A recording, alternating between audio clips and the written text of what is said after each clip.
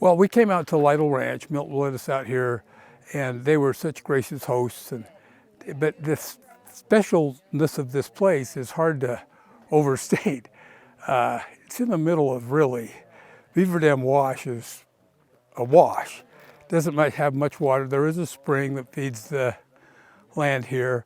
The Levitt Terry family, for a long time, ran a ranch, with this being its headquarters, but they lived here. It's far enough away from St. George. Their food and their alfalfa, their living was all here.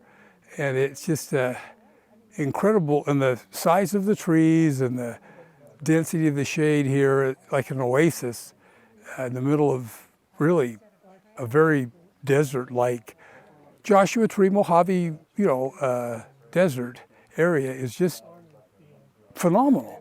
And you can see how they liked it, but of a certain time, their family, that wasn't the living that people expected anymore. But they did a really good job, and it ended up in the hands of Nature Conservancy, what did they say, about 1980, and then by 86, it was purchased by BYU to be basically a research facility for life sciences, and they've just done a good job of that stewardship. When St. George was first settled, Santa Clara was like the headquarters, and we have those Swiss days as a commemoration of those first saints that were asked by Brigham Young to come and settle here. So Brigham Young sourced a few places, and so this place was a place that they acquired simply because of the wash. So the water was very important to the church, and to this day, the church still owns the water rights to the wash that's here.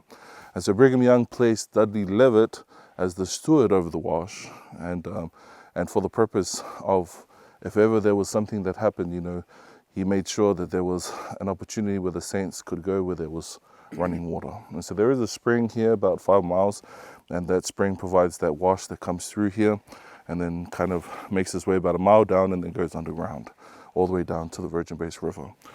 And so Dudley Levitt's daughter, Hannah Louisa Levitt Terry, so she was the third wife to Thomas Terry. He and her husband lived in California, and about that time is when the FBI had outlawed polygamy. So she had fled with her children and came here. So she homesteaded here, she lived here.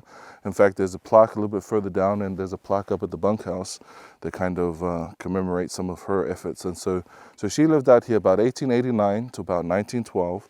And during that time, she raised her kids on her own. And it was very harsh conditions. I mean, we have the northern part of the Mojave Desert, and so we also have the Colorado Plateau, and we have the Great Basin and the southern Utah influences of flora and fauna. So all of that converges right here. So it's a quite unique space for life sciences, but it was very harsh conditions. And so this last summer we peaked at about 133, and so it gets quite hot out here. And then during the winter months, we're looking probably around 30 to 40. So we experience, a good measure of each type of season. But this area is also prone to flood, and so flash floods is something that she had been battling throughout the years. And so every year we experience some form of flash floods, and so that's the unique issue that she had to face. And so there's records kept of the ancient Paiutes helping her adapt to the situations out here. And so she would allow them to come through. The wash was very important to the Paiute people. And so they would make a day journey from the Virgin Basin River, Virgin Basin, and then make their way here. This was like the halfway point before they made another day journey up to Mataqua. And so a lot of the things we'd like to do moving forward is to recognize a lot of the indigenous use, and also work on restoration work with our indigenous of archaeological sites of ancient fire pits and other things that we found here. So there was sort of a trail or a travel Absolutely. Up and down the wash. Absolutely, yeah. So they followed the wash all the way through up to the Mataqua. So the Paiute people were nomads, so they didn't actually settle in one area. They moved a lot, but this was part of both the Shivwits and the Moapa tribe area that they kind of they followed along. So a route to the Clover Mountains. Yes, they were. So about 1912, she developed bad arthritis, but she had a few children here. In fact, she named one of her children Exile because of how she felt, and so he went by Exie. And so if ever you know the Terry family that live in town in Santa Clara, so I think so there's Dean Terry. So he's the grandson of one of the children to Hannah Louisa Levitteri. And so Where was Lytle's house? That got so this torn was down. Lytle House was right here. Right here, wasn't it? Yeah, so the Lytle House was right where you see the little I hut can remember over the here. first time I came, it Yeah. was still standing. Yeah, so that kind of was washed out as well, Yeah. because we had a major flood back in 5. 2005 and then another one in 2016. But they still had some remains of it, but most of it was washed away. So the Lytle House was all the way on this side, around in this area predominantly. Just a little bit further down here where some of the children had placed a radio and then a tree had formed around it. And so it's still there today. So you can see some of the wires just coming out. Well, in the last about 20 years, the water rights stipulated that we had to water alfalfa fields and orchards. And so that's why we have remains of alfalfa fields and orchards around.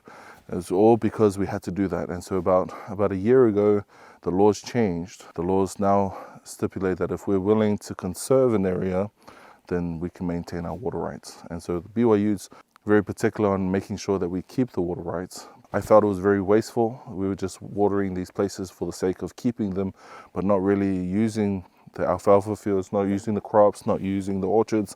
They're more of just a means to an end. So right now we're working on a land management plan on how we want to use them, but a lot of those orchards and areas I'd like to keep as part of a historical thing, and just to show some of the usage over time. And so yeah, we're moving forward. We won't necessarily be watering them, but there's been a lot of flood prevention put around. Yeah.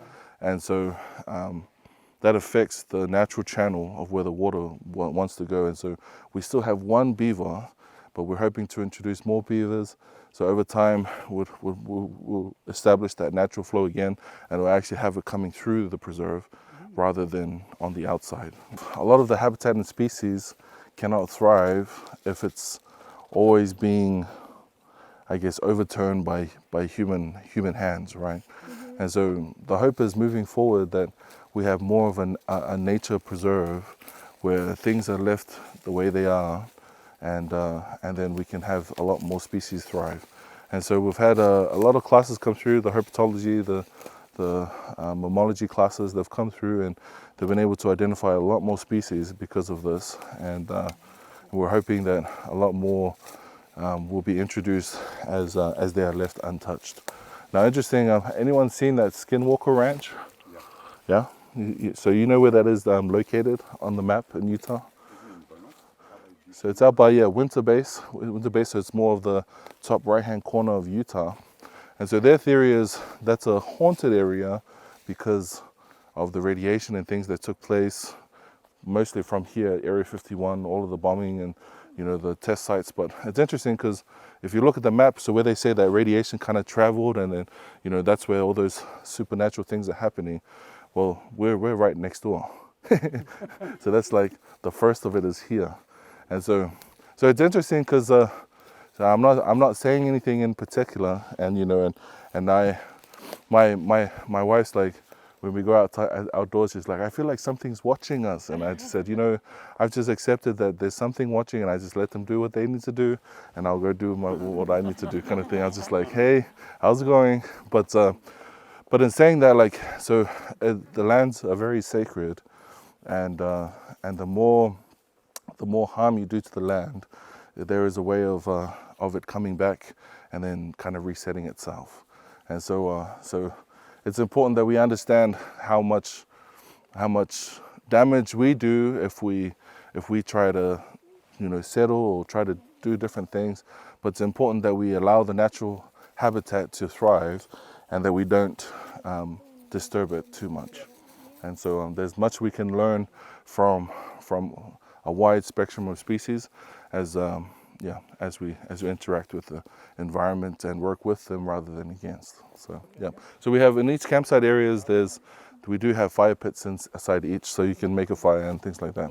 But it's just restricted to those areas. How many campsites are there? There's 3. Yeah, 3 campsites.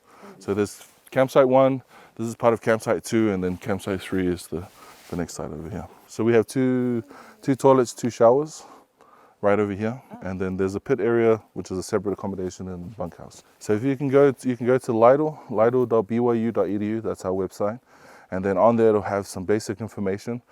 But if you want to learn more in terms of going to depth, if you want to learn more, then just reach out to me, and we can set up a time to kind of go through the records and things that we have on record as And well. if someone wants to camp?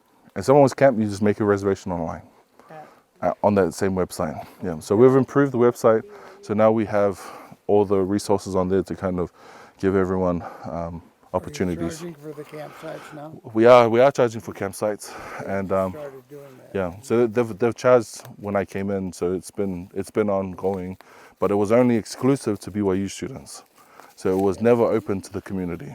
So that's something that's new.